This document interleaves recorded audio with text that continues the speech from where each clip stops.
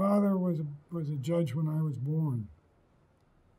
So it was sort of understood that I would be the lawyer and my brother would be the businessman.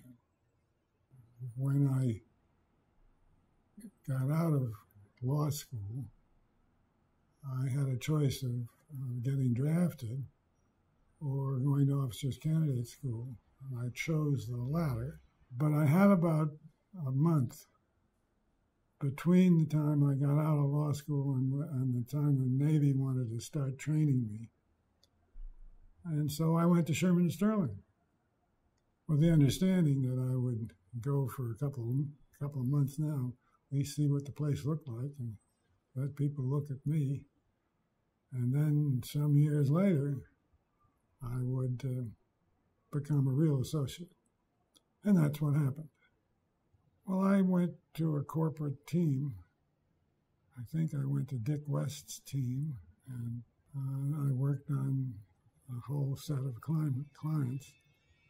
Ford was really a separate transaction, and it was one that was basically triggered by Henry Ford, who decided he didn't want to be the sole owner of the biggest auto company in the United States. So he stimulated a public offering. I did the financing for the IPO, a crucial but not very glamorous job. Anybody who has done a big IPO could have done the job I did. But mine was just fine. Thank you. And we sold the control of Ford.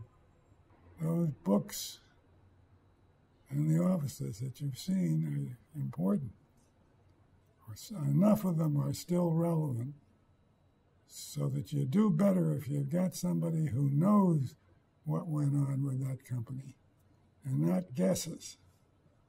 R.B. Thalacker was the sort of the bookkeeper of all that stuff. I was gone to Washington for 4 years, but I did come back, and I did end up being, in a couple of years, senior partner. There was no dramatic occasion that I remember of when that wonderful news was let loose on an unsuspecting world. Running a partnership means that you really have to interact with the partners. And so you've got to spend a lot of time getting to know your partners and figuring out what's important that we have to do and what's not so important. I think I had a privileged position at a premier law firm in New York, and I think I made a contribution with that. I'm still at Shearman & Sterling. This is where my father swore me into the bar. So you think you were kind of destined to be a lawyer then? I think that's fair to say.